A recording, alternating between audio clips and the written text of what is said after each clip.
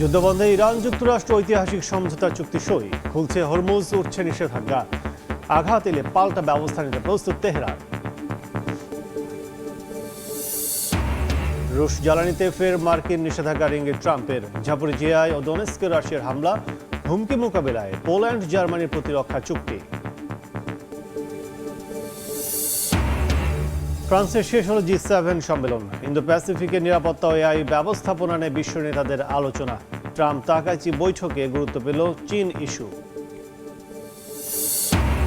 ভারতের পশ্চিমবঙ্গে বিজেপির বুলডোজার নীতি ও হকার উচ্ছেদ ঘিরে রাজনৈতিক উত্তেজনা। রাজপথে মমতার প্রতিবাদ, চাঁদাবাজির অভিযোগে তৃণমূলের সাবেক মন্ত্রী গ্রেফতার।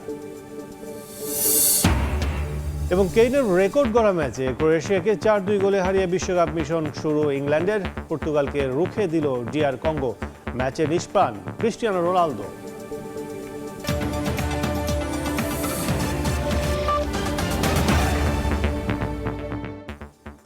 আন্তর্জাতিক সময়ের সঙ্গে আছি আমি কাজল আব্দুল্লাহ। ইরান যুদ্ধ বন্ধে ওয়াশিংটন তেহরান ঐতিহাসিক চুক্তি হয়েছে। মার্কিন প্রেসিডেন্ট ডোনাল্ড ট্রাম্প ও ইরানের প্রেসিডেন্ট মাসুদ পেজেশকিয়ান এই চুক্তিতে সই করেছেন। সমঝোতা চুক্তিতে সইয়ের পরও যুক্তরাষ্ট্রের প্রতি তীব্র অনাস্থা প্রকাশ করেছে ইরান। দেশটির পার্লামেন্টে স্পিকার বাঘের গালিবাখ হুঁশিয়ারি দিয়ে বলেছেন, আঘাত এলে পাল্টা ব্যবস্থা নিতে প্রস্তুত তেহরান। দীর্ঘদিন দরবারের পর অবশেষে ইরান যুদ্ধ বন্ধে ঐতিহাসিক চুক্তি সম্পন্ন হয়েছে। বুধবার ফ্রান্সের প্যারিসের কাছে প্যালেস অব ভার্সাইয়ে এক নৈশভোজ চলাকালীন মার্কিন প্রেসিডেন্ট ডোনাল্ড ট্রাম্প এই চুক্তিপত্রে স্বাক্ষর করেন। তার স্বাক্ষরের মাধ্যমে অবিলম্বে পরবর্তী ধাপের আলোচনা শুরু হচ্ছে বলেও জানিয়েছে হোয়াইট হাউস। ইরানের সাথে এই ঐতিহাসিক চুক্তির পরও পারস্য উপসাগরীয় অঞ্চল থেকে এখনই সেনা সরাচ্ছে না যুক্তরাষ্ট্র। প্যারিসে সাংবাদিকদের মুখোমুখি হয়ে ট্রাম্প জানান, চুক্তি হলেও মার্কিন বাহিনী আরও কিছুদিন ওই অঞ্চলে অবস্থান করবে।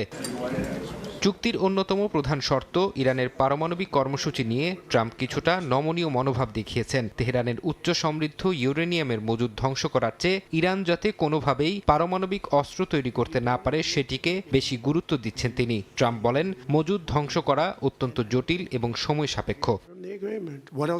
যুক্তরাষ্ট্রের সাথে সমঝোতা স্মারক সইয়ের বিষয়টি আনুষ্ঠানিকভাবে নিশ্চিত করেছে ইরানও। দেশটির পররাষ্ট্র মন্ত্রণালয়ের মুখপাত্র ইসমাইল বাঘাই রাষ্ট্রীয় সম্প্রচার মাধ্যম প্রেস টিভিকে জানান, ইরানের পক্ষ থেকে প্রেসিডেন্ট মাসুদ পেজেশকিয়ান এই চুক্তিতে সই করেছেন। এদিকে চুক্তি সই হলেও ওয়াশিংটনের প্রতি তীব্র অনাস্থা প্রকাশ করেছেন ইরানের পার্লামেন্ট স্পিকার মোহাম্মদ বাঘের গালিবাফ। দেশটির রাষ্ট্রীয় গণমাধ্যমকে তিনি জানান, এই শান্তি চুক্তি হলেও যুক্তরাষ্ট্রকে বিশ্বাস করা যায় না। শত্রুপক্ষ যুক্তির ভাষা না বুঝলে তেহরান আবারও শক্তির ভাষায় জবাব দেবে বলে জানান তিনি। ফারহাদ চৌধুরী, সময় সংবাদ। যুদ্ধ নিষেধাজ্ঞার পারমাণবিক উত্তেজনা দীর্ঘ অধ্যায়ের ইতি টানতে সামনে এসেছে ইরান যুক্তরাষ্ট্রের 14 দফা সমঝোতা স্মারক। যুদ্ধবিরতি থেকে শুরু করে মার্কিন নিষেধাজ্ঞা প্রত্যাহার, ইরানি তেল রপ্তানি পুনরুদ্ধার এবং $300 বিলিয়ন পুনর্গঠন তহবিল সবই রয়েছে এই খসড়ায়। বাস্তবায়িত হলে এটি হতে পারে মধ্যপ্রাচ্যের ভূ রাজনীতিতে কয়েক দশকের সবচেয়ে বড় কূটনৈতিক পুনর্বিন্যাস। ইসরায়েল সহ বিভিন্ন দেশের গণমাধ্যমের প্রতিবেদনে উঠে এসেছে ইরান ও যুক্তরাষ্ট্রের সমঝোতা স্মারকের শর্তগুলো। যেসব শর্তে রাজি হয়েছে দুপক্ষই। প্রস্তাবিত সমঝোতার প্রথম ধাপই হল যুদ্ধের অবসান। ইরান, যুক্তরাষ্ট্র এবং তাদের মিত্ররা সব ফ্রন্টে লেবানন সহ তাৎক্ষণিক ও স্থায়ী যুদ্ধবিরতিতে সম্মত হবে। পাশাপাশি ভবিষ্যতে একে অপরের বিরুদ্ধে সামরিক হামলা, শক্তি প্রয়োগ কিংবা হুমকির পথ থেকেও সরে আসার অঙ্গীকার করা হয়েছে। দুই দেশ একে অপরের সার্বভৌমত্ব ও ভৌগোলিক অখণ্ডতায় সম্মান করবে বলেও উল্লেখ রয়েছে। খসড়ার অন্যতম গুরুত্বপূর্ণ অংশ অর্থনৈতিক ও সামুদ্রিক অবরোধ শিথিল করা। যুক্তরাষ্ট্র ইরানের বিরুদ্ধে নৌ অবরোধ তুলে নেয়ার পাশাপাশি ইরানি তেল ও পেট্রোকেমিক্যাল রপ্তানির জন্য প্রয়োজনীয় ছাড়পত্র দেওয়ার প্রতিশ্রুতি দিয়েছে। একই সময় ইরানও হরমুজ প্রণালী ও পারস্য উপসাগর এলাকায় বাণিজ্যিক জাহাজ চলাচল স্বাভাবিক করতে মাইন অপসারণ সহ প্রয়োজনীয় পদক্ষেপ নেবে। এর ফলে বৈশ্বিক জ্বালানি সরবরাহ ব্যবস্থায় স্থিতিশীলতা ফিরতে পারে বলে মনে করছেন বিশ্লেষকরা।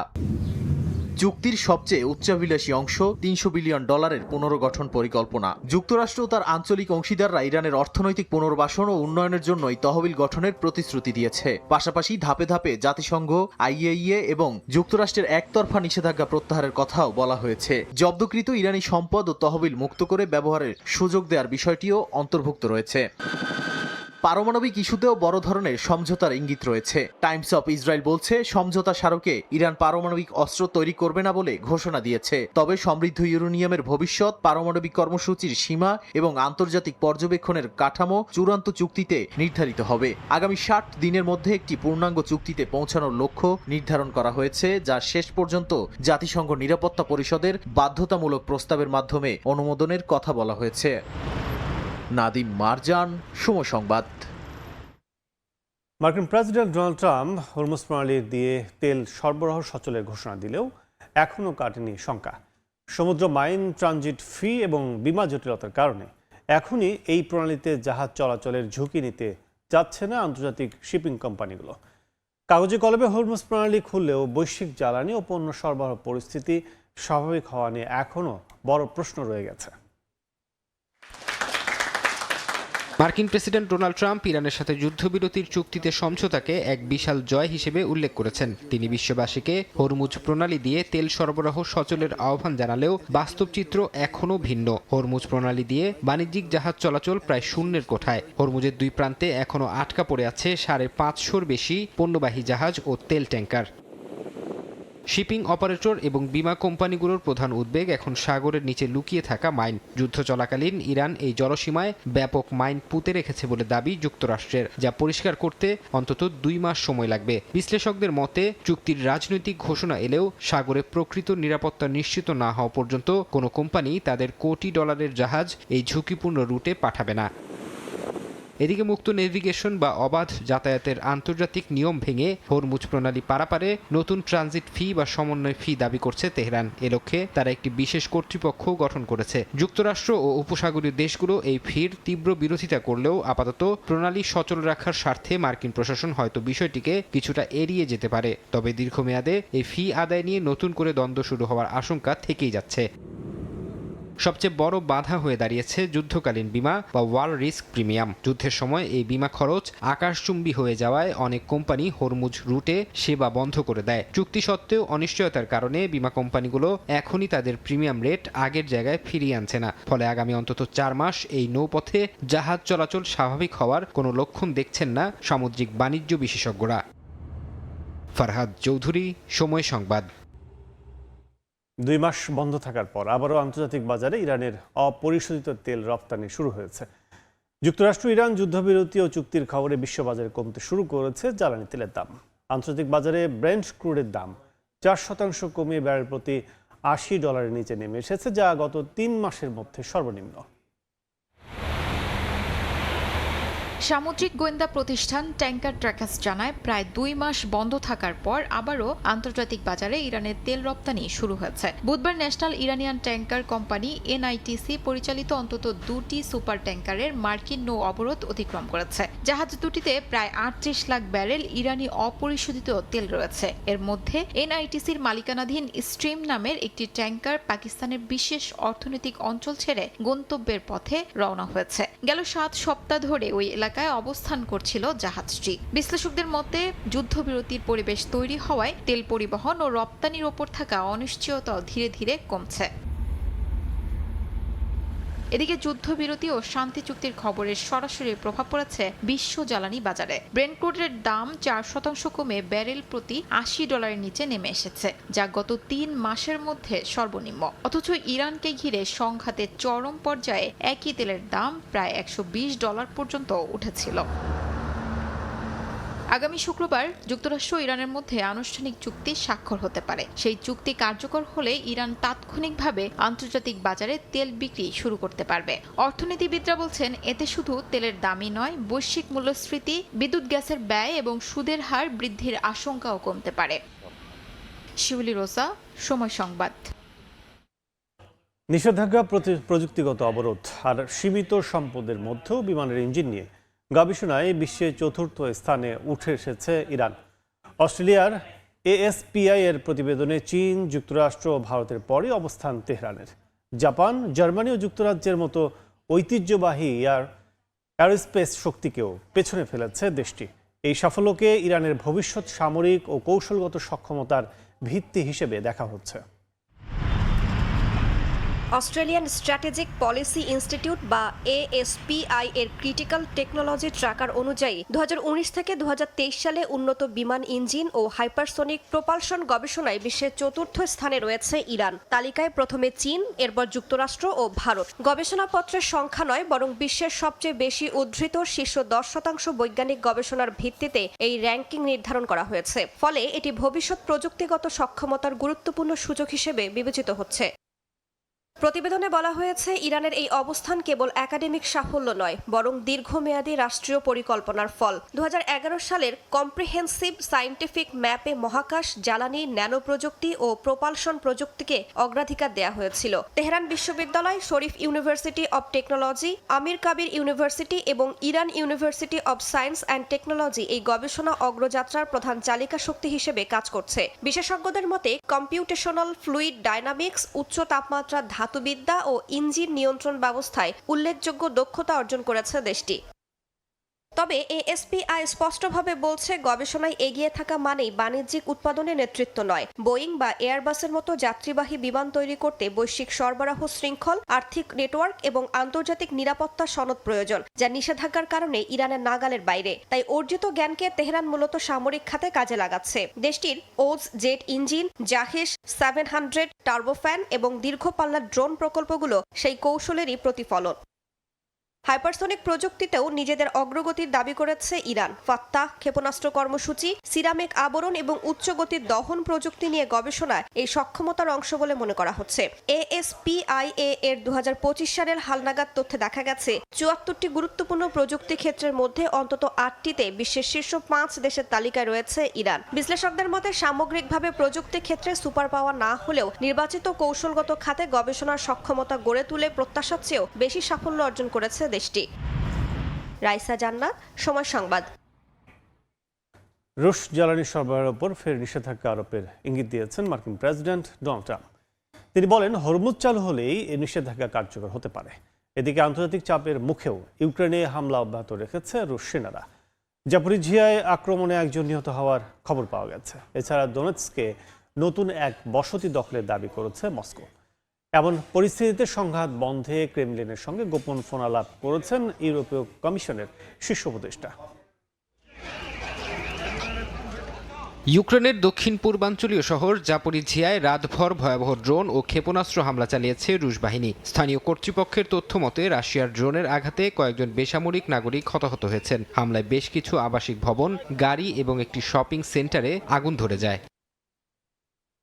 যুদ্ধের ময়দানে নিজেদের আধিপত্য ধরে রাখার দাবি করেছে মস্কো। রাশিয়ার প্রতিরক্ষা মন্ত্রণালয় জানায়, গত একদিনের তীব্র লড়াইয়ের পর দোনেৎস্ক অঞ্চলের কৌশলগত আরও একটি বসতি নিয়ন্ত্রণে নিয়েছে রুশ সেনারা। পাশাপাশি সামাজিক যোগাযোগ মাধ্যমে কোস্তিয়ানতিনিভকা গ্রামে রুশ পতাকা ওড়ার একটি ভিডিও প্রকাশ করা হয়েছে। এর মধ্যেই বেলারুশের স্কুল শিক্ষার্থীদের বহনকারী একটি বাসে প্রাণঘাতী ড্রোন হামলাকে কেন্দ্র করে তৈরি হয়েছে নতুন উত্তেজনা। রাশিয়ার ব্রায়ান্স্ক অঞ্চলের গভর্নরের দাবি, ইউক্রেনীয় ড্রোনের আঘাতে বাসের কয়েকজন হতাহত হয়েছেন। তবে এই অভিযোগকে সম্পূর্ণ মিথ্যা ও বানোয়াট বলে উড়িয়ে দিয়েছে ইউক্রেন। এদিকে যুদ্ধবন্ধে আলোচনায় অগ্রগতি না হওয়ায় রাশিয়ার বিরুদ্ধে বড় ধরনের পদক্ষেপের ইঙ্গিত দিয়েছেন মার্কিন প্রেসিডেন্ট ডোনাল্ড ট্রাম্প। G7 শীর্ষ সম্মেলনের ফাঁকে সাংবাদিকদের তিনি জানান, ওয়াশিংটন খুব শিগগিরই রাশিয়ার তেল সরবরাহের ওপর আবারও নিষেধাজ্ঞা আরোপ করতে যাচ্ছে। হরমুজ প্রণালী দিয়ে তেল সরবরাহ স্বাভাবিক হলেই এই মার্কিন নিষেধাজ্ঞা কার্যকর হবে বলেও জানান তিনি। রণাঙ্গনে রক্তক্ষয়ী যুদ্ধ চললেও পর্দার আড়ালে শান্তি আলোচনার একটি গোপন গুঞ্জন ডালপালা মেলেছে। মার্কিন সংবাদ মাধ্যম ব্লুমবার্গের একটি প্রতিবেদনে দাবি করা হয়েছে, ইউরোপীয় কাউন্সিলের প্রেসিডেন্ট আন্তোনিও কস্তার শীর্ষ উপদেষ্টা ক্রেমলিনের ঊর্ধ্বতন কর্মকর্তাদের সাথে গোপন ফোন আলাপ করেছেন। ইউক্রেন যুদ্ধ বন্ধের লক্ষ্যে একটি আনুষ্ঠানিক আলোচনার প্রাথমিক ভিত্তি তৈরি করতেই ইইউ এর পক্ষ থেকে এই যোগাযোগ শুরু করা হয়েছে বলে জানা গেছে। ফারহাদ চৌধুরী, সময় সংবাদ। রাশিয়ার হুমকি মোকাবেলায় নতুন প্রতিরক্ষা চুক্তি সই করেছে পোল্যান্ড ও জার্মানি। বুধবার বন্ধুত্বপূর্ণ সহযোগিতা চুক্তির 35তম বার্ষিকীতে নতুন এই প্রতিরক্ষা চুক্তি সই করেন দুই দেশের প্রতিরক্ষা মন্ত্রী। সাইবার নিরাপত্তা, বাল্টিক অঞ্চলে যৌথ কমান্ড, নতুন প্রযুক্তি এবং সামরিক সহযোগিতার বিভিন্ন ক্ষেত্রে এই চুক্তি নতুন দিগন্ত উন্মোচন করবে বলে জানান পোল্যান্ডের প্রতিরক্ষা মন্ত্রী। তিনি আরও বলেন, চুক্তিটি দুই দেশের মধ্যে সামরিক গতিশীলতা বৃদ্ধি এবং সে লক্ষ্যে প্রয়োজনীয় অবকাঠামো উন্নয়নের সুযোগ তৈরি করবে। রাশিয়ার ক্রমবর্ধমান হুমকি মোকাবিলায় পোল্যান্ড এরই মধ্যে ফ্রান্স ও যুক্তরাজ্যের সঙ্গেও প্রতিরক্ষা চুক্তি করেছে এবং ইতালির সঙ্গেও একই ধরনের একটি চুক্তি নিয়ে কাজ করছে।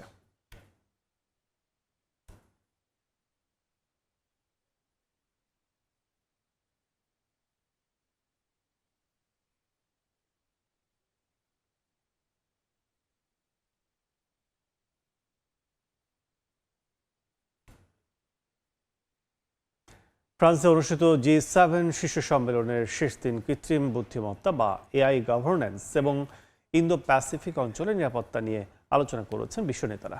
বুধবার লেকসাইড রিসোর্ট এভিয়ান লে বেন্সে এক মধ্যাহ্ন ভোজে অংশ নেন তারা।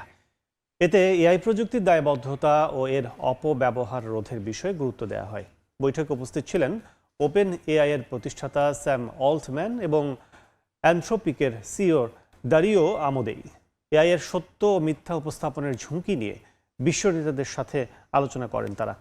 এদিকে আলাদা বৈঠকে মার্কিন প্রেসিডেন্ট ডোনাল্ড ট্রাম্পের সাথে ইন্দো প্যাসিফিক অঞ্চলের নিরাপত্তা ও চীন ইস্যু নিয়ে কথা বলেন জাপানের প্রধানমন্ত্রী সানায়ে তাকাইচি। এই অঞ্চলে যুক্তরাষ্ট্রের আগ্রহ কমেনি উল্লেখ করে দ্বিপাক্ষিক সম্পর্ক ও সহযোগিতা আরও জোরদারের আশ্বাস দেন তিনি। এছাড়া খনিজ সম্পদ যৌথভাবে মজুদের বিষয়ে জাপানের একটি প্রস্তাব G7 জোটের চূড়ান্ত ইশতেহারে অন্তর্ভুক্ত করা হয়। ভারতের পশ্চিমবঙ্গে ক্ষমতায় আসার পর থেকেই বিভিন্ন এলাকায় অবৈধ নির্মাণ ভাঙতে বুলডোজার ব্যবহার করছে বিজেপি সরকার। ফুটপাত থেকে উচ্ছেদ করা হচ্ছে হকারদের। এই নীতির বিরুদ্ধে রাজপথে নেমে প্রতিবাদ জানান তৃণমূল নেত্রী মমতা বন্দ্যোপাধ্যায়। এদিকে তৃণমূল কংগ্রেসের সাবেক এক মন্ত্রীকে চাঁদাবাজির অভিযোগে গ্রেফতার করেছে শুভেন্দুর প্রশাসন। এর আগেও 3 সাবেক মন্ত্রীকে গ্রেফতার করা হয়। বিস্তারিত জানাচ্ছেন সুব্রত আচার্য। পুনর্বাসন ছাড়া হকার উচ্ছেদ এবং সাধারণ মানুষের রুটিরুজি কেড়ে নেয়ার অভিযোগ তুলে বুধবার প্রতিবাদ মিছিল করে তৃণমূল কংগ্রেস। এতে তৃণমূল নেত্রী মমতা বন্দ্যোপাধ্যায়ের সঙ্গে যোগ দেন অসংখ্য মানুষ। মিছিলের পর নিজের ভেরিফাইড ফেসবুক পেজে বিজেপি সরকারের এই জনবিরোধী অপশাসন মানা হবে না বলে হুঁশিয়ারি দেন মমতা। বলেন, উচ্ছেদ অভিযানের নামে খেটে খাওয়া মানুষের পেটে লাথি মারা হচ্ছে। বিকল্প কর্মসংস্থান বা সঠিক পুনর্বাসন ছাড়া হকারদের উচ্ছেদ অভিযান কোনোভাবেই মেনে নেওয়া যায় না। এদিন চাঁদাবাজির অভিযোগে তৃণমূল কংগ্রেসের প্রভাবশালী সাবেক মন্ত্রী উদয়ন গুহকে কলকাতায় নিজের ফ্ল্যাট থেকে গ্রেপ্তার করে পুলিশ। সম্প্রতি তার নিজ জেলা কোচবিহারের দিনহাটা থানায় 2টি মামলা হয়। হকারদের কাছ থেকে টাকা নিয়ে সরকারি জায়গায় দোকান দেয়া ও চাঁদাবাজির অভিযোগে মমতা ঘনিষ্ঠ কলকাতার 108 নম্বর ওয়ার্ডের কাউন্সিলর সুশান্ত ঘোষকেও বুধবার পুরী থেকে গ্রেপ্তার করে পুলিশ। টালমাটাল পরিস্থিতির মধ্যেই কলকাতার বাইপাসের মেট্রোপলিটন এলাকায় অস্থায়ী দলীয় কার্যালয় খালি করার নোটিশ দেওয়া হয়। পরে ভবনটি খালি করে দেয় তৃণমূল কংগ্রেস। সুব্রত আচার্য, সময় সংবাদ, কলকাতা। আন্তর্জাতিক সময় আরও থাকছে। বিজ্ঞাপনের আড়ালে ব্যক্তিগত তথ্য কিনে নজরদারি চালাচ্ছে পশ্চিমা গোয়েন্দারা। বার্ষিক খরচ কোটি কোটি ডলার। তথ্য ফাঁস করল থিঙ্ক ট্যাঙ্ক ইন্টারফেস।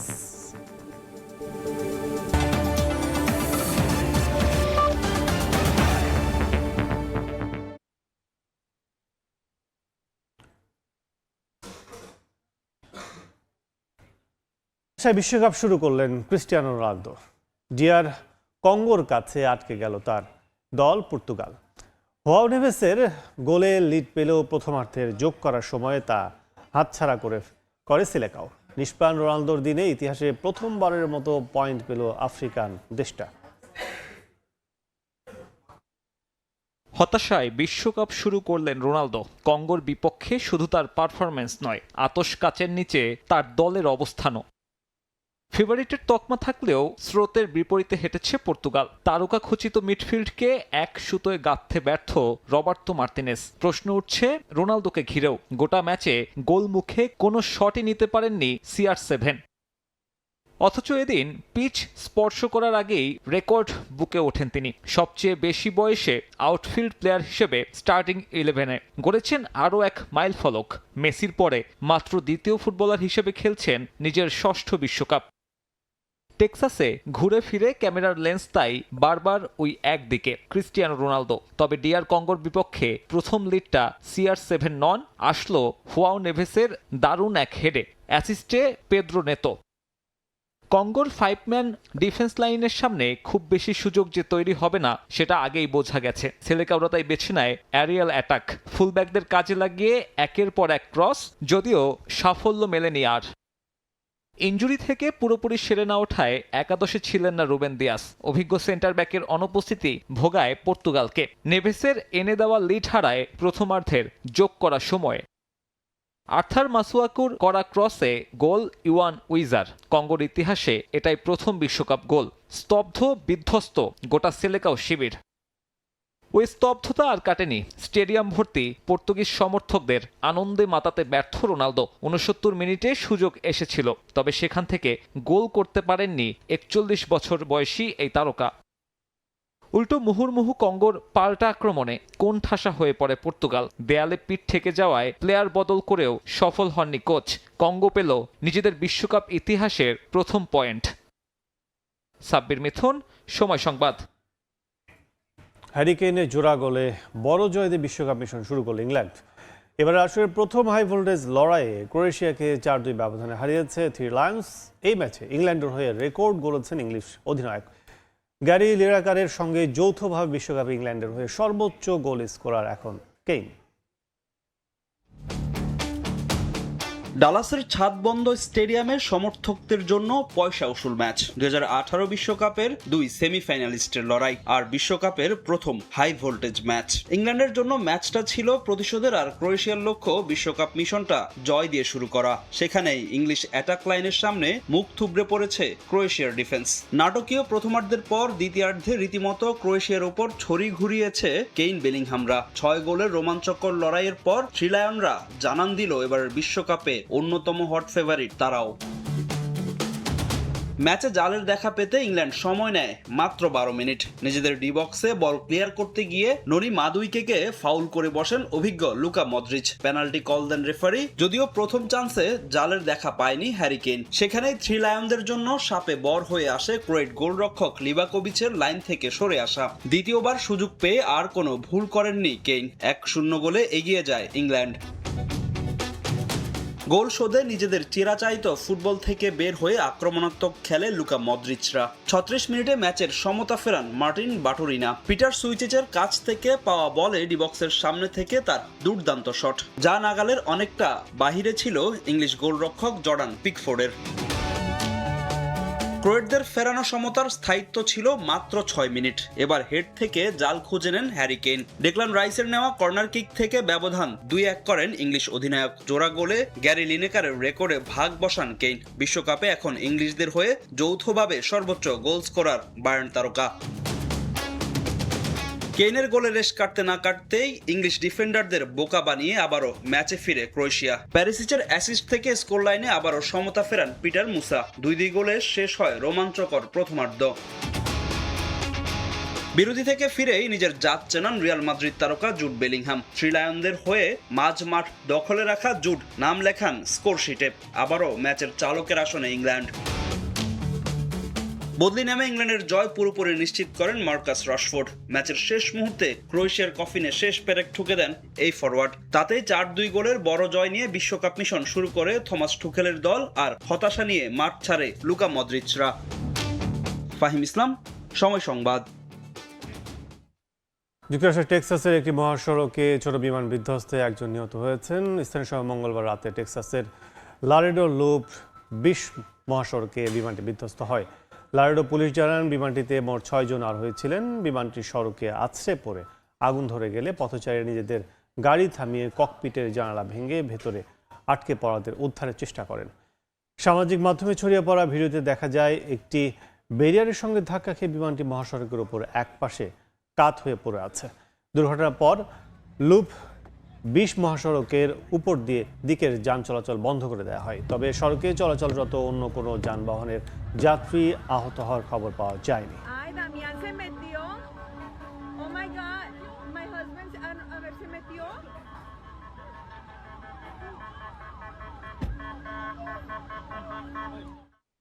বিশ্বকাপে নিজেদের প্রথম ম্যাচে পর্তুগালের বিবর্ণ পারফরমেন্সে হতাশ লিসবনের পাসাদা কমার্সিওতে খেলা দেখতে আসা সমর্থকরা।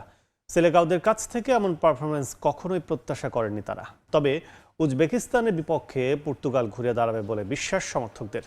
লিসবন থেকে আরো জানাচ্ছেন তারিকুল হাসান আশিক। প্রথম ম্যাচের জন্য প্রায় এক সপ্তাহের অপেক্ষা উন্মুখ হয়েছিলেন পর্তুগালের সমর্থকরা। লিসবনের এই প্রাসা কমার্সিওতে লিসবন ফুটবল এরেনায় জড়ো হয়েছিলেন লাখো পর্তুগিজ সমর্থক। তাদের প্রত্যাশা ছিল পর্তুগাল দল তাদের সেরা খেলাটা উপহার দিয়ে আজকের ম্যাচে জয় ছিনিয়ে আনবে। শুরুটাও হয়েছিল দুর্দান্ত। ক্রিশ্চিয়ানো রোনালদোর পাশাপাশি ব্রুনো ফার্নান্দেজ, জোয়াও কনসেসাও, রাফায়েল লিয়াওরা যথেষ্ট চেষ্টা করেছে আজকের এই ম্যাচ থেকে আরো কয়েকটি গোল বের করে আনার। তবে ভাগ্য সহায় হয়নি পর্তুগিজদের। বেশ কয়েকটি গোল বাড়ির কাছে দিয়ে গেলেও স্পর্শ করেনি জাল। পর্তুগালে খুব ভালো খেলছে, হয়তো আমাদের হয়েছে, ইনশাআল্লাহ নেক্সট ম্যাচে আবার ফিরে আসবো। It's 1-1, so it's really nice. I hope that Portugal is winning next football game. They have a great team. They have a good midfield, a good forward striker, Ronaldo, and they couldn't win. Se resiente, but it's unlucky for them. পর্তুগালের midfield থেকে আমরা যতটুকু expect করছি ওইটা পাই নাই। অবশেষে হতাশা নিয়েই আজকের এই জায়গা ছাড়তে হয়েছে পর্তুগালের সমর্থকদের। তবে তাদের প্রত্যাশা পরের ম্যাচেই ঘুরে দাঁড়াবে পর্তুগাল, ড্র নয় জয় ছিনিয়ে আনবে এবং সামনে যে ম্যাচগুলি রয়েছে সেই ম্যাচগুলোতে জয়ী হওয়ার মাধ্যমে পর্তুগাল পরের রাউন্ড নিশ্চিত করবে। অন্যদিকে আমরা এখানে দেখেছি যে কঙ্গোর সমর্থকরাও বেশ উৎসাহ উদ্দীপনায় মেতেছিলেন তাদের দলের খেলা উপভোগ নিয়ে এবং তাদের এই ড্র যেন অনেকটাই জয় আনন্দ দিয়েছে কঙ্গোর সমর্থকদের। অন্যদিকে অনেকটা হতাশায় ভাসছে পর্তুগালের সমর্থকরা। তারা বলছেন যে পর্তুগালের কাছে যে প্রত্যাশা ছিল সেই প্রত্যাশা পূরণ করতে ব্যর্থ হয়েছে ক্রিশ্চিয়ানো রোনালদোর বাহিনী। তবে তাদের আশা সামনের ম্যাচেই ঘুরে দাঁড়াবে পর্তুগাল, সেই স্বাভাবিক এবং তাদের সেরা খেলাটা উপহার দিয়ে নিশ্চিত করবে পরের রাউন্ড। তারিকুল হাসান আশিক, সময় সংবাদ, লিসবন, পর্তুগাল। শেষ মুহূর্তের গোলে পানামার হৃদয় ভেঙে বিশ্বকাপের এবারের আসরে নিজেদের প্রথম জয় তুলে নিল ঘানা। ম্যাচের যোগ করার সময় একমাত্র গোলটা করেন ক্যালেব ইরেনকি। যদিও শুরু থেকেই আফ্রিকার দেশটিকে চাপে রাখে পানামা, একের পর এক আক্রমণ করেও গোলের দেখা পায়নি তারা।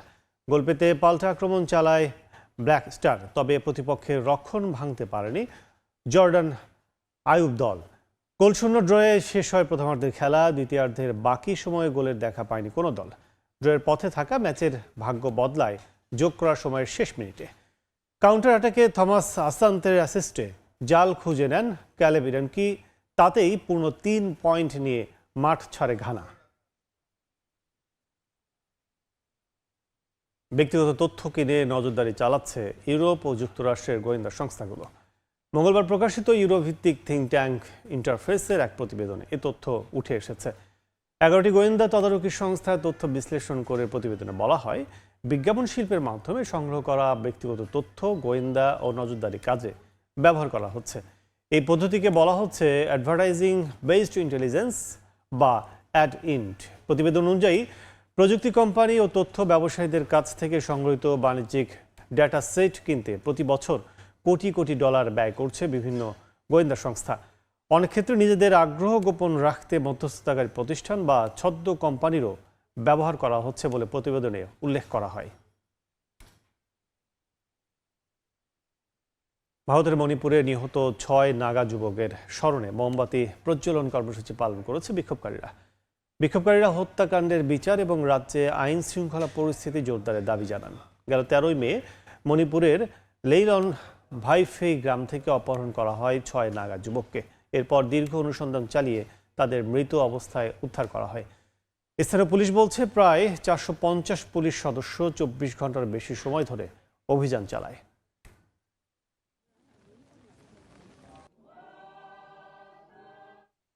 ভারতের অযোধ্যায় বাবরি মসজিদ ধ্বংস করে নির্মিত রাম মন্দিরে ভক্তদের দেয়া অর্থ তসরুপের অভিযোগ ঘিরে চরম রাজনৈতিক অস্থিরতা শুরু হয়েছে। উত্তরপ্রদেশ রাজ্য সরকার জালিয়াতির অভিযোগ তদন্তে বিশেষ দল গঠন করার পর এর কড়া সমালোচনা করেছেন সমাজবাদী পার্টির প্রধান অখিলেশ যাদব। সমাজবাদী পার্টি প্রথম রাম মন্দিরের দানের টাকা তসরুফের বিষয়টি সামনে আনে। কংগ্রেসও মন্দিরের ট্রাস্টের কার্যক্রম নিয়ে সরাসরি ক্ষোভ প্রকাশ করেছে। দলটির দাবি, মন্দিরের ট্রাস্টের অব্যবস্থাপনায় প্রায় 200 কোটি টাকার আর্থিক ক্ষতি হয়েছে। প্রধানমন্ত্রীর কার্যালয় ট্রাস্টের সঙ্গে জড়িত থাকায় নরেন্দ্র মোদীও দায় এড়াতে পারেন না বলে দাবি করেছে আম আদমি পার্টি।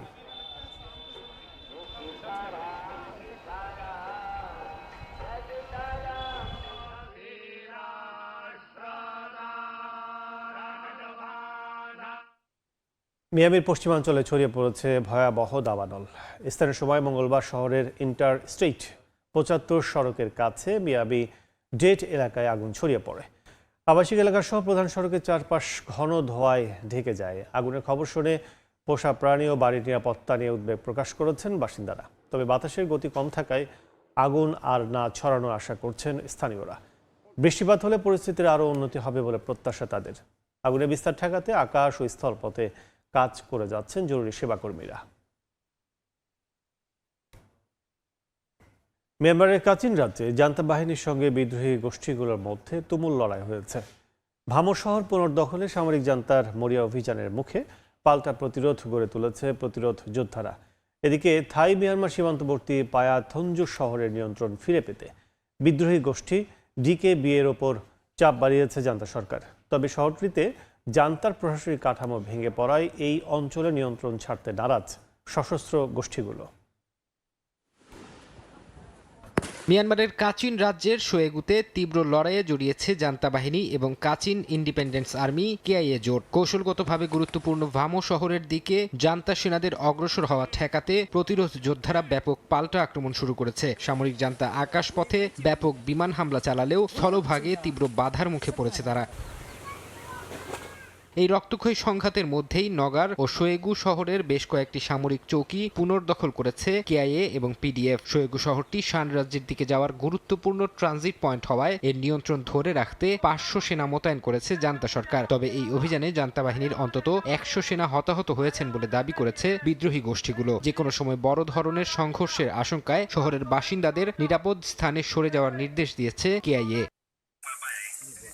অন্যদিকে থাইল্যান্ড সীমান্ত ঘেঁষা রাজ্যের পায়াথঞ্জু শহরের নিয়ন্ত্রণ ফিরে পেতে মরিয়া হয়ে উঠেছে সামরিক জান্তা। শহরটির দায়িত্বে থাকা ডেমোক্রেটিক কারেন্ট বেনেভলেন্ট আর্মি ডিকেবিএ-কে সীমান্ত শহরটির নিয়ন্ত্রণ ফিরিয়ে দিতে চাপ দিচ্ছে জান্তা বাহিনী। ২০২৩ সালের শুরুতে কারেন্ট ন্যাশনাল লিবারেশন আর্মি এবং তাদের মিত্ররা একযোগে আক্রমণ চালিয়ে পায়াথঞ্জু থেকে জান্তার প্রশাসনিক কাঠামো সম্পূর্ণ গুঁড়িয়ে দিয়েছিল।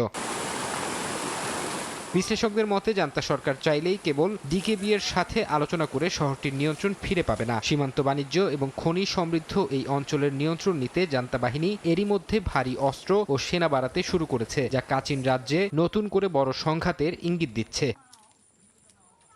ফারহাদ চৌধুরী, সময় সংবাদ। আলবেনিয়ার সরকার পতনের দাবিতে আন্দোলনে নেমেছে হাজারো মানুষ। সংরক্ষিত জলাভূমিতে ট্রাম্প জামাতার বিলাসবহুল রিসোর্ট নির্মাণের প্রতিবাদে শুরু হয় এই গণবিক্ষোভ। পরবর্তীতে প্রকল্প বাতিল নয় স্লোগান এখন রূপ নিয়েছে প্রধানমন্ত্রী এদি রামার বিদায়ের। ফ্লেমিঙ্গো বাঁচানোর লড়াইয়ে কাঁপছে আলবেনিয়ার মসনদ। ফ্লোরা উপকূলের সংরক্ষিত নার্টা জলাভূমির পাশে ট্রাম্প জামাতার বিলাসবহুল রিসোর্ট নির্মাণের পরিকল্পনার বিরোধিতা করেন পরিবেশ কর্মীরা। কারণ এলাকাতে ফ্লেমিঙ্গো পাখির আবাসস্থল এবং কচ্ছপের ডিম পাড়ার গুরুত্বপূর্ণ স্থান। তবে সময়ের সঙ্গে সেই আন্দোলন নিয়েছে রাজনৈতিক রূপ। বুধবার রাজধানী তিরানায় রাজপথে দেখা যায় ভিন্ন চিত্র। ফোলানো ফ্লেমিঙ্গো আর পরিবেশ রক্ষার ব্যানারের পাশাপাশি ছিল সরকার বিরোধী স্লোগান। প্রকল্প বাতিল করার সঙ্গে যুক্ত হয় প্রধানমন্ত্রী এদি রামার পদত্যাগ ও জেলে পাঠানোর স্লোগান। আমরা প্রতিবাদ করেছি কারণ আলবেনিয়া ৩৪ বছর ধরে এমন এক গণতন্ত্রে আছে যা আসলে কখনোই আসেনি। এখন এই দেশেই সবচেয়ে বেশি গণতান্ত্রিক জায়গা হয়ে উঠেছে রাস্তাগুলো। আমরা শুরু করেছিলাম নার্তার ফ্লেমিঙ্গো বাঁচাতে, কিন্তু এখন এটি রূপ নিয়েছে বড় আন্দোলনে। বিচার ব্যবস্থা বদলাতে, শিক্ষা ব্যবস্থা সংস্কার করতে এবং আরো অনেক পরিবর্তনের দাবিতে। বিক্ষোভকারীদের অভিযোগ, সংরক্ষিত ভূমি রক্ষার নামে সরকার বারবার প্রতিশ্রুতি দিলেও বাস্তবে প্রভাবশালী গোষ্ঠীর স্বার্থ রক্ষা করছে। তাদের দাবি এই প্রকল্প শুধু পরিবেশের জন্য নয়, আইনের শাসনের জন্য হুমকি। তাই প্রকল্প বাতিলের দাবির পাশাপাশি সরাসরি সরকারের বৈধতা নিয়ে প্রশ্ন তুলেছেন তারা। এই আন্দোলনের মাধ্যমে আমরা এই সরকারের উপর থেকে আশা হারিয়ে ফেলেছি। গত ৩০ বছরে তারা আলবেনিয়াকে ধ্বংস করেছে। তাই এই সরকারকে সরে যেতে হবে এবং আমাদের নতুন সরকার দরকার। ফ্লেমিঙ্গো রক্ষার দাবিতে শুরু হওয়া আন্দোলন এখন আলবেনিয়ার রাজনীতির কেন্দ্রবিন্দু। ইশিতা আক্তার, সময় সংবাদ। যুক্তরাষ্ট্রের ইন্দো প্যাসিফিক কমান্ডের নাম আবারও পরিবর্তন করে ইউএস প্যাসিফিক কমান্ড রাখা হয়েছে। সম্প্রতি মার্কিন যুদ্ধ বিভাগ এ ঘোষণা দেয়। জানানো হয় বর্তমান ইউএস ইন্দো প্যাসিফিক কমান্ড এখন থেকে আবার ইউএস প্যাসিফিক কমান্ড নামে পরিচিত হবে। কর্তৃপক্ষ বলছে 1947 সালে প্রতিষ্ঠিত এই কমান্ড 7 দশকেরও বেশি সময় ইউএস প্যাসিফিক নামে পরিচালিত হয়েছে। নাম পরিবর্তনের মাধ্যমে কমান্ডটির ঐতিহাসিক ঐতিহ্য ও সামরিক উত্তরাধিকারকে পুনরুজ্জীবিত করার লক্ষ্য নেওয়া হয়েছে। তবে এর দায়িত্বপূর্ণ এলাকা, মিশন কিংবা মিত্র ও অংশীদার দেশগুলোর সঙ্গে নিরাপত্তা সহযোগিতার ক্ষেত্রে কোনো পরিবর্তন আসছে না বলে জানিয়েছে কর্তৃপক্ষ। $25 billion in total. You reaffirm that today. Do you have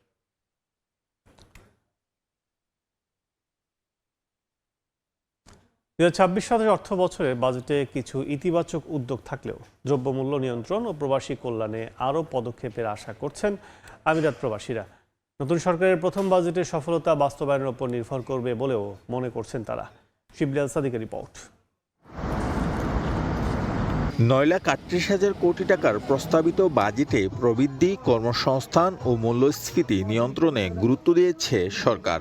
যদিও সবকিছুর আগে নিত্যপণ্যের দাম ক্রয়সীমার মধ্যে রাখা প্রয়োজন বলে মনে করেন সংযুক্ত আরব আমিরাত প্রবাসী বাংলাদেশিরা। আমাদের প্রবাসীদের কথা যেন মাথায় রাখে সরকার। ধন্যবাদ জানাচ্ছি প্রধানমন্ত্রী জনাব তারেক রহমানকে যে দেশ বিদেশে সবার জন্য একটা ভালো বাজেট উপহার দেওয়ার জন্য। প্রবাসীদের ব্যাপার যেন রাখেন, যে বাংলাদেশে গিয়ে তারা যেন একটা সহায়তা পান, যে কিছু করে বাকি জিন্দেগি তারা চলতে পারবে ফ্যামিলি নিয়ে, এই ধরনের ব্যবস্থা যেন সরকার রাখেন।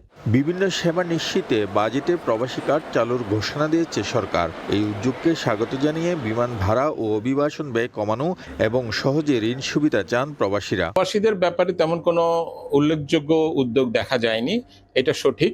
তবে এটা কতগুলি বাস্তবসম্মত কারণও আছে, কারণ বাংলাদেশের অর্থনীতির যে অবস্থা এবং ব্যাংকিং সেক্টরে যে বিশৃঙ্খলা, সরকারের জন্য সেটা একটি বড় চ্যালেঞ্জ। বিভিন্ন অর্থনীতিবিদ, টিআইবি সহ সবাই এই বাজেটকে কিন্তু স্বাগত জানিয়েছে। তো আমরা একজন প্রবাসী হিসাবেও আমরা সেই বাজেটকে আমরা স্বাগত জানাই। পাশাপাশি আমাদের প্রবাসীদের সে পুরানো কিছু দাবি দাবার সবসময় আমরা সম্পৃক্ত করতে চাই। বাজেট বাস্তবায়নের মাধ্যমে প্রকৃত ফল বোঝা যাবে বলেও মনে করেন প্রবাসীরা। শিবলি আল সাদিক, সময় সংবাদ, সংযুক্ত আরব আমিরাত। বাংলাদেশ থেকে পাচার হওয়া হাজার হাজার কোটি টাকার অনুসন্ধানে এখন পৌঁছে মালয়েশিয়ার অভিজাত হোটেল সাম্রাজ্যে পৌঁছে গেছে। এস আলম গ্রুপের সম্পদের খোঁজে আন্তর্জাতিক তদন্ত যত বিস্তৃত হচ্ছে, ততই সামনে আসছে অর্থ পাচারের নতুন নতুন চিত্র। এমন সময় মালয়েশিয়াকে প্রথম বিদেশ সফরের গন্তব্য হিসেবে বেছে নিয়েছেন প্রধানমন্ত্রী তারেক রহমান। ফলে শ্রমবাজার, বাণিজ্য ও বিনিয়োগের পাশাপাশি পাচার হওয়া অর্থ ফেরত আনার বিষয়টি উঠে আসছে ঢাকা কুয়ালালামপুর সম্পর্কের অন্যতম গুরুত্বপূর্ণ এজেন্ডা হিসেবে। বিগত সরকারের আমলে বাংলাদেশ থেকে মুদ্রা পাচারের অন্যতম হাব হয়ে উঠেছিল মালয়েশিয়া ও সিঙ্গাপুর। এরই জেরে 16-17 বছর ধরে আওয়ামী সরকারের বিভিন্ন নেতার অবৈধ সম্পদের খোঁজ নিতে গিয়ে বের হয়ে আসে এস আলম গ্রুপের হাজার কোটি টাকা পাচারের তথ্য।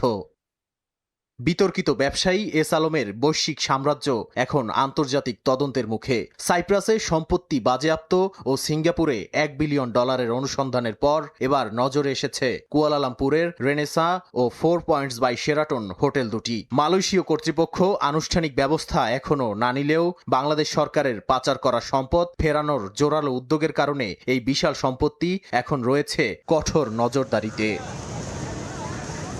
এমন প্রেক্ষাপটে ভারত নাকি চীনের সফরের ভূরাজনৈতিক অঙ্ক পাশ কাটিয়ে প্রধানমন্ত্রী হিসেবে নিজের প্রথম বিদেশ সফর মালয়েশিয়া দিয়ে শুরু করছেন প্রধানমন্ত্রী তারেক রহমান। ধারণা করা হচ্ছে প্রধানমন্ত্রীর সফরে পাচার হওয়া মুদ্রা ফিরিয়ে আনা সহ বিভিন্ন গুরুত্বপূর্ণ বিষয়ে মালয়েশিয়া সরকারের সঙ্গে আলোচনা করা হবে। সফরের দ্বিতীয় দিনে মালয়েশিয়ার প্রধানমন্ত্রী দাতুক সেরি আনোয়ার ইব্রাহিমের সঙ্গে তার দ্বিপক্ষীয় বৈঠক হওয়ার কথা রয়েছে। কূটনৈতিক সূত্রগুলো বলছে এই শীর্ষ বৈঠকে দুই দেশের বাণিজ্য ও বিনিয়োগের পাশাপাশি পাচার করা টাকা ফেরত আনার আইনি ও কৌশলগত দিকগুলো অত্যন্ত প্রাসঙ্গিক হয়ে উঠবে। অর্থনৈতিক আলোচনার পাশাপাশি এই সফরের অন্যতম প্রধান এজেন্ডা মালয়েশিয়ার বন্ধ শ্রমবাজার পুনরায় চালু করা। বিগত শেখ হাসিনা সরকারের আমলে গুটি কয়েক রিক্রুটিং এজেন্সির সিন্ডিকেট ও বেস্টিনেটের অনিয়মের কারণে 2024 সাল থেকে বাংলাদেশিদের জন্য এই বাজার বন্ধ রয়েছে। বর্তমান সরকার পূর্বের সিন্ডিকেট ভেঙে 432টি এজেন্সিকে যুক্ত করতে চায়। এরই অংশ হিসেবে বেস্টিনেটের প্রতিষ্ঠাতা আমিনুল ইসলামকে দেশে ফেরানোর প্রত্যাপন অনুরোধও আলোচনায় থাকবে বলে জানা গেছে। নাদিম মারজান, সময় সংবাদ। ফিনল্যান্ডের তাম্পেরে শহরে অনুষ্ঠিত হয়েছে বাংলাদেশ কমিউনিটির ক্রিকেট টুর্নামেন্ট। দেশটির বিভিন্ন শহর থেকে 20টি ক্লাব এতে অংশ নেয়। এছাড়া ইউরোপের অন্যান্য দেশের বাংলাদেশ কমিউনিটির ক্লাবও অংশ নেয় টুর্নামেন্টে। ফিনল্যান্ড থেকে মহিউদ্দিন মধুর রিপোর্টে বিস্তারিত। ইউরোপের দেশগুলোতে ফুটবলের চর্চা হয় বেশি, ফিনল্যান্ডেও তাই। ফলে বেশিরভাগ খেলার মাঠ ফুটবলের আদলে তৈরি। কিন্তু দিনে দিনে বাংলাদেশ কমিউনিটি বড় হওয়ার সাথে ক্রিকেট চর্চাও হচ্ছে বেশ। ফুটবল মাঠগুলোতেই 22 গজের ক্রিজে রূপ দিয়ে আয়োজন করা হয় ক্রিকেট টুর্নামেন্টের। পর্যটন কেন্দ্রিক শহরে তাম্পেরে বেঙ্গল স্পোর্টিং চতুর্থবারের মতো 2 দিন ব্যাপী আয়োজন করে তাম্পেরে চ্যাম্পিয়ন্স কাপ। এতে ফিনল্যান্ডের বিভিন্ন শহরের বাংলাদেশ কমিউনিটির 20টি ক্লাবের পাশাপাশি অংশ নেয় লিথুনিয়ার ক্লাব। এই বছর সর্বোচ্চ সংখ্যক টিম আমাদের এখানে। তো আমাদের এবার স্পেশাল এডিশন ছিল আসলে লিথুনিয়া থেকে ভিলিনিয়াস ওয়ারিয়র নামে একটা টিম জয়েন করা, যেটা আমাদের জন্য খুব ভালো একটা এডিশন ছিল। এবং আমরা চাই যে সামনের দিনগুলোতেও যেন বাইরের টিমগুলোকে এই টুর্নামেন্টকে একটা ইন্টারন্যাশনালাইজড ফর্ম দেওয়ার জন্য আমাদেরকে হেল্প করে। তো আমরা তাদের কাছে এখনই আবেদন জানিয়ে রাখছি যে আমরা ওয়েলকাম করতে চাই। প্রথম দিনে 5টি গ্রুপের রাউন্ড ভিত্তিক খেলা শেষে দ্বিতীয় দিনে হয় নকআউট পর্বের ম্যাচ। জমজমাট লড়াই করে প্রথমবারের মতো ফাইনালে ওঠে ডোমুস স্পোর্টিং ক্লাব আর সদ্য গঠিত ক্লাব নর্ডিক ক্যাপিটালস। সব ম্যাচ অপরাজিত থেকে ফাইনালে লড়ে। এই আয়োজনের জন্য আমাদের টিসিসি এবছর 20টা টিম নিয়ে আমরা করতেছি। এই আয়োজনের জন্য স্পেসিফিকলি 7-8 জনের একটা গ্রুপ অফ পিপল গত 2 মাস ধরে অনেক কষ্ট করতেছে। তাম্পেরে বেঙ্গল কমিউনিটি তাদের যে এফোর্ট এটা অসাধারণ। প্রতিটা মাঠে ওরা সাপোর্ট দিয়েছে এবং all credits go to TVS family. 10 ওভারের ম্যাচে 123 রানের টার্গেট দেয় নর্ডিক ক্যাপিটালস। তুমুল উত্তেজনায় ঠাসা ফাইনাল ম্যাচ গড়ায় শেষ বলে। চ্যাম্পিয়ন হয় ডোমুস স্পোর্টিং ক্লাব। দুর্দান্ত অলরাউন্ড পারফর্ম করে টুর্নামেন্ট সেরা হন ডোমুসের রুবেল নোমান। মহিউদ্দিন মধু, সময় সংবাদ, ফিনল্যান্ড। আবারও বিশ্বকাপের খবর। 2022 কাতার বিশ্বকাপের পর এবার 2026 উত্তর আমেরিকার বিশ্বকাপেও সময় টিভিকে নিয়ে সংবাদ প্রকাশ করল আর্জেন্টাইন গণমাধ্যম। বুয়েন্স এইরেস ভিত্তিক ডিজিটাল গণমাধ্যম মুন্ডো এন কনফ্লিক্টোতে আজ সময় সংবাদের বিশ্বকাপ আয়োজনে বিভিন্ন অনুষ্ঠান এবং নিয়মিত খবর প্রচারের সময় প্রেজেন্টার এবং রিপোর্টারদের আর্জেন্টিনার জার্সি পরা নিয়ে খবর প্রকাশ করা হয়। এ সময় আর্জেন্টিনার আনন্দে বাংলাদেশি গণমাধ্যমের এই যোগ দেয়াকে তাদের প্রতি ভালোবাসা এবং সমর্থন বলেও অভিহিত করা হয়। এর আগে 2022 কাতার বিশ্বকাপের ফাইনালেও সময় সংবাদের প্রেজেন্টার আর্জেন্টিনার জার্সি পরে নিউজ পড়ায় তাকে বিশেষ সংবর্ধনা দেয় বাংলাদেশে নিযুক্ত আর্জেন্টাইন অ্যাম্বাসি। এবছর বাংলাদেশের আরও 2টি চ্যানেলের সঙ্গে সরাসরি বিশ্বকাপ খেলা সম্প্রচার করছে সময় সংবাদ।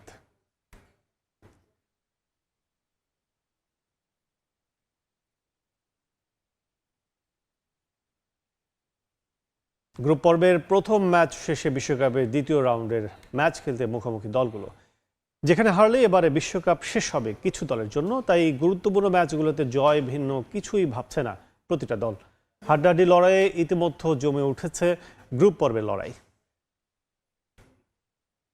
প্রথম ম্যাচে হার, ড্র বা জয়, ফলাফল যাই হোক, দ্বিতীয় ম্যাচ থেকেই যেন শুরু হচ্ছে নকআউট পর্ব।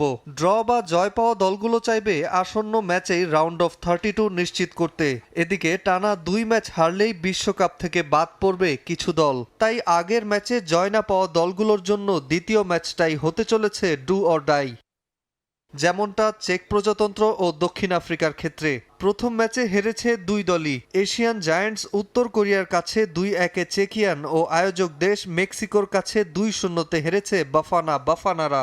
শেষ 6 ম্যাচে কেবল ওই একটা ম্যাচ হেরেছে চেক প্রজাতন্ত্র, আর দক্ষিণ আফ্রিকা জিততে পারেনি একটিও। চেক প্রজাতন্ত্র ও দক্ষিণ আফ্রিকার ম্যাচে জয়ী দল টিকে থাকবে বিশ্বকাপের জন্য। বৃহস্পতিবার 10টায় নিজেদের দ্বিতীয় ম্যাচে মুখোমুখি হবে এই দুই দল। এর আগে প্রতিদ্বন্দ্বিতাপূর্ণ ম্যাচ হয়নি বসনিয়া ও সুইজারল্যান্ডের মাঝে। দুই দলই ড্র করেছে প্রথম ম্যাচে। এবারের বিশ্বকাপের প্রথম জয়ের লক্ষ্যে রাত 1টায় যুক্তরাষ্ট্রের লস অ্যাঞ্জেলসের সোফি স্টেডিয়ামে মুখোমুখি হবে দুই দল। কানাডা বনাম কাতারের ম্যাচটিও সমান গুরুত্বপূর্ণ। এরাও জয় তুলতে পারেনি নিজেদের প্রথম ম্যাচে। এর আগে মুখোমুখি দেখায় জিতেছিল কানাডা, তবে স্বস্তিতে নেই জেসি মার্শের দল। হ্যামস্ট্রিংয়ে ইনজুরির কারণে প্রথম ম্যাচ খেলতে পারেনি আলফোনসো ডেভিস, খেলতে পারছেন না কাতারের বিপক্ষে ম্যাচেও। এদিকে প্রথম ম্যাচে শেষ মুহূর্তে কাতারের ঘুরে দাঁড়ানোর গল্প সবারই জানা। দ্বিতীয় ম্যাচেও ঘটাতে পারে অসম্ভব কিছু। ভোর 4টায় শুরু হবে এই ম্যাচ। এদিকে দুর্দান্ত ফর্মে আছে দক্ষিণ কোরিয়া। এশিয়ান পরাশক্তির মুখোমুখি আয়োজক দেশ মেক্সিকো। দুই দলই জয় পেয়েছে নিজেদের প্রথম ম্যাচে। এবার লক্ষ্য দ্বিতীয় ম্যাচে জয় দিয়ে রাউন্ড অফ 32-তে কোয়ালিফাই করা। স্তাদিও গোয়াদেলা জারাতে সকাল 7টায় শুরু হবে এই খেলা। নাজমুল হাসান পুলক, সময় সংবাদ। মেক্সিকোর রাতারাতি তারকা বনে গেছে হাঁস মার্লিন। মেক্সিকোর জাতীয় ফুটবল দলের জার্সি গায়ে শহরের বিভিন্ন এলাকায় ঘুরে বেড়াচ্ছে এই হাঁস। দেখেই সেলফি তুলতে ভিড় করছেন পথচারীরা। বিশ্বকাপ উন্মাদনার মাঝেই সামাজিক মাধ্যমে ভাইরাল হওয়া মার্লিন এখন অনেকের কাছে মেক্সিকোর অঘোষিত মাস্কট। বিশ্বকাপের উত্তাপে যখন ফুটবল জ্বরে কাঁপছে বিশ্ব, তখন মেক্সিকোর রাস্তায় সবার নজর কেড়ে নিয়েছে পোষা হাঁস মার্লিন। শহরের রাস্তায় মেক্সিকোর জাতীয় দলের জার্সি আর পায়ে মোজো পরে ঘুরে বেড়ানো মার্লিন এখন স্থানীয়দের কাছে পরিচিত মুখ। দেখলেই পড়ে যাচ্ছে সেলফির হিড়িক। খাবারের অপেক্ষায় থাকা কিংবা পানিতে সাঁতার কাটা, সব জায়গাতেই এখন ক্যামেরার নজরে মার্লিন। মার্লিনের মালিক কার্লা ইভেতে গোমেজ ও তার ছেলে ক্রিস্টিয়ান। তারা জানান, একদিন রিফর্মা এভিনিউ দিয়ে স্বাভাবিকভাবেই হাঁটছিলেন তারা। তখন সামাজিক মাধ্যমে মার্লিনের ভিডিও ছড়িয়ে পড়লে হঠাৎ করে জনপ্রিয় হয়ে ওঠে হাঁসটি। আমরা রিফর্মা এভিনিউতে কাজ করছিলাম। আসলে দিনটা আমাদের জন্য একেবারেই স্বাভাবিক ছিল। সত্যি বলতে মার্লিন যে এতটা জনপ্রিয়তা পাবে তা আমরা কখনোই কল্পনা করিনি। একটি ভিডিওতে মার্লিনকে মেক্সিকোর পতাকা ঠোঁট দিয়ে স্পর্শ করতে দেখা যায়, যা ফুটবল সমর্থকদের মাঝে আরও জনপ্রিয় করে তোলে হাঁসটিকে। অনেকেই এখন মার্লিনকে বিশ্বকাপের অফিসিয়াল নয়, বরং জনপ্রিয় মাস্কট হিসেবে দেখছেন। তবে এই জনপ্রিয়তা নিয়ে বিতর্কে জড়াতে চান না মার্লিনের মালিক। মার্লিনের প্রতি মানুষের এ ভালোবাসায় খুশি পুরো পরিবার। বরকতুল্লাহ, সময় সংবাদ। ছেলের পাশে না থাকতে পারলেও হাজার হাজার মাইল দূরে বসে কেপ ভার্দের গোলরক্ষক ভজিনহোর দুর্দান্ত পারফরমেন্স উপভোগ করেছেন তার মা। বিশ্বকাপে ম্যাচ শুরুর আগেই তিনি জানতেন তার ছেলে ভজিনহো অপ্রতিরোধ্য। আর সেই গল্পই এখন বিশ্বকাপের সবচেয়ে আবেগঘন অধ্যায়।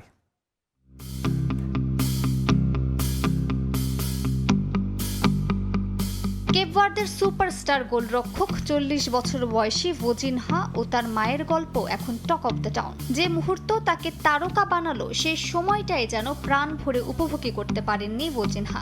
শেষ বাঁশি বাজতেই অঝরে কেঁদেছিলেন তিনি। অর্থের অভাবে মাকে বিশ্বকাপের স্টেডিয়ামে নিয়ে আসতে না পারাই ছিল তার আক্ষেপ। মাকে সঙ্গে নিয়ে আসতে না পারায় ছেলের আক্ষেপ থাকলেও মায়ের মনে সুপারস্টার ছেলেকে নিয়ে শুধুই গর্ব। ভজিনহার মা আনা ইভোরা 6400 কিলোমিটার পথ পাড়ি দিতে না পারলেও নিজের বাড়িতে টেলিভিশনের সামনে বসে দেখেছেন ছেলের প্রতিটি সেভ। খেলা দেখার সময় অত্যন্ত নার্ভাস ছিলেন এই মা, কিন্তু একই সঙ্গে ছেলের সাফল্যে গর্বিত তিনি। ভজিনহার দাদা প্রায়ই তাকে মাঠে নিয়ে যেতেন। তার বাবা চাইতেন না যে সে ফুটবল খেলুক, কিন্তু তার দাদা তাকে বলতেন, একদিন আমি তোমাকে বিশ্বকাপে খেলতে দেখব। আর ঠিক সেটাই ঘটল। ম্যাচ শেষে ছেলের ফোনও পেয়েছিলেন ইভোরা। ফোনের ওপারে ছিল উচ্ছ্বাস, আনন্দ আর কান্না জড়িত কণ্ঠ। বলতে গেলে পুরো এলাকা জুড়ে ছেলেকে নিয়ে ফ্লেক্স করে বেড়াচ্ছেন এই গর্বিত মা। স্পেনের বিরুদ্ধে ম্যাচের পর থেকে অভিনন্দন জানিয়েছেন আত্মীয় স্বজন, পাড়া প্রতিবেশী সবাই। মায়ের বিশ্বাসও কখনো কখনো যে ভবিষ্যৎবাণী হয়ে যায়, ভোজিনহার মায় যেন তা প্রমাণ করে দিচ্ছে। বিশ্বকাপে স্পেনের বিপক্ষে ম্যাচের আগের দিন জাতীয় টেলিভিশনে হাজির হয়ে আনা ক্যান্ডিদা ইভোরা বলেছিলেন তার ছেলের জালে বল জড়াতে পারবে না কেউই। পরের দিন সেই কথাই যেন সত্যি করে দেখালেন ভোজিনহা। মালিহা সুহরওয়ার্দী, সময় সংবাদ। আন্তর্জাতিক সময়ের শীর্ষ সংবাদগুলো জানিয়ে দিচ্ছে আরেকবার। যুদ্ধবন্ধে ইরান যুক্তরাষ্ট্র ঐতিহাসিক সমঝোতা চুক্তি সই, খুলছে হরমুজ, উঠছে নিষেধাজ্ঞা। ওয়াশিংটনের বিরুদ্ধে বিজয় ঘোষণা তেহরান। রুশ জ্বালানিতে ফের মার্কিন নিষেধাজ্ঞার ইঙ্গিত ট্রাম্পের। জাপোরিজিয়ায় ও দোনেস্কে রাশিয়ার হামলা, হুমকি মোকাবিলায় পোল্যান্ড জার্মানি প্রতিরক্ষা চুক্তি।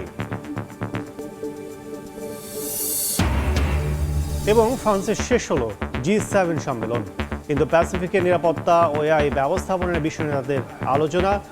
ট্রাম্প তাকাইছে বৈঠকে গুরুত্ব পেল চীন ইস্যু।